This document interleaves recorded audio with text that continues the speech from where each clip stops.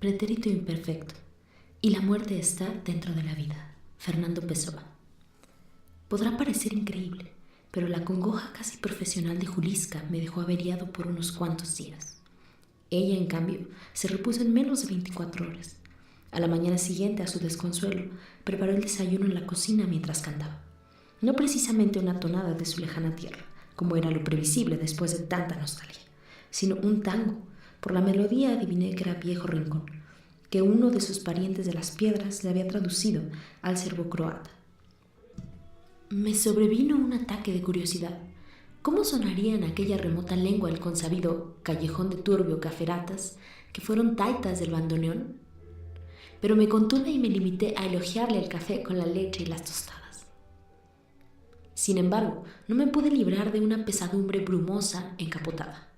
Habíamos pasado unos días muy fríos y lluviosos, con esas aborrecibles ventolinas que en invierno nos hacen olvidar qué acogedora y disfrutable ciudad puede ser Montevideo en cualquiera de las otras estaciones. Por otra parte, Mariana se había ido con Ofelia a Maldonado. Ni siquiera tenía ganas de pintar. En la agencia me limitaba a hacer lo indispensable, sin aportar nada original. Hasta mis viejos relojes eróticos me aburrían. Cuando iba al hotel, como hacía tanto frío y generalmente llovía, no podía quedarme en el jardín, donde la vecindad de los árboles abuelos me tranquilizaba y a la vez me estimulaba.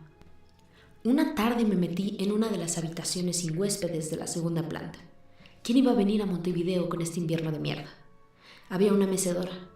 La ubiqué frente a la ventana y ahí me quedé como 2 horas, solo, en silencio.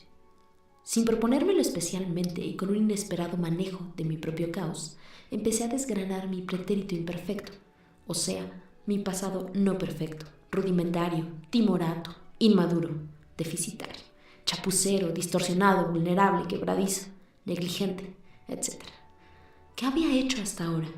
El mundo se consumía y despedazaba en una guerra estúpida. Millones de muertos, ¿y yo? ¿Qué hacía? ¿Qué hacía en esta mecedora contemplando la desolación del invierno desde mi propia desolación? Estaba algo así como cautivo de mi infancia en Capurro, y sin embargo no había vuelto allí. Era un exiliado de Capurro.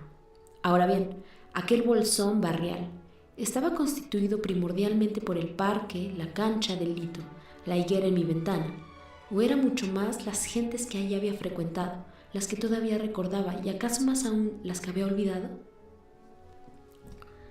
Capurro era la resonante campana del tranvía 22 y los malabrismos del motorman, la expectativa del paso a nivel cercano, a Uruguayana, o eran más mis conversaciones con Mateo y sobre todo los brazos acogedores de mi madre, que 2 por 3 me transmitían un soplo de ternura que ya no tengo. ¿Quién era o había sido o seguiría siendo la niña de la higuera, aquella Rita que se había deslizado en mi cuarto y en el café Sportman y en aquel zaguán sombrío de 18 y que siempre me dejaba tembloroso y frustrado? De algo estaba seguro, no quería saber más de Rita, pero la incógnita era si Rita no querría saber más de mí. Ojalá, pensé, mientras me balanceaba en la mecedora y en la incertidumbre. Mi amor por Mariana estaba intacto, más aún se había consolidado en mí y en ella, pero lo sentía amenazado. Tampoco era ese un descubrimiento original. ¿Qué o quién no estaba amenazado en este ámbito y en este tiempo? Ni siquiera era cuestión de ámbito o de tiempo. Siempre se vive y se vivió bajo amenaza. La muerte está dentro de la vida, anunció alguien. Nunca pude entender cómo Norberto podía repetir como un loro, ahora ya no por suerte, las gastadas lecciones del padre Ricardo, cuando éste lo llenaba de pavor hablándole del infierno. Por si las moscas, nunca le hablaba del paraíso a aquel cretino. He llegado a pensar que después de todo, la conciencia es simultáneamente nuestro cielo y nuestro infierno. El famoso juicio final lo llevamos aquí, en el pecho, todas las noches. Sin ser conscientes de ello, enfrentamos un juicio final. Y es de acuerdo a su dictamen que podemos dormir tranquilos o revolcarnos en pesadillas. Ni Salomón ni psicoanalista. Somos juez y parte, fiscal y defensor. ¿Qué más remedio? Si nosotros mismos no sabemos condenarnos o absolvernos, ¿quién será capaz de hacerlo? ¿Quién tiene tantos y tan recónditos elementos de juicio sobre nosotros mismos como nosotros mismos? ¿Acaso no sabemos, desde el inicio y sin la menor vacilación, cuándo somos culpables y cuándo inocentes? Pensé en el viejo, en el abuelo Javier, en Sonia, en Elenita, en José, en el tío Edmundo y por supuesto en Mariana. Pero de Mariana tenía un conocimiento, una erudición casi milimétrica. En cambio, me faltaba saber tanto de todos los demás. Y el tiempo iba pasando y yo lo perdía, lo perdíamos todos.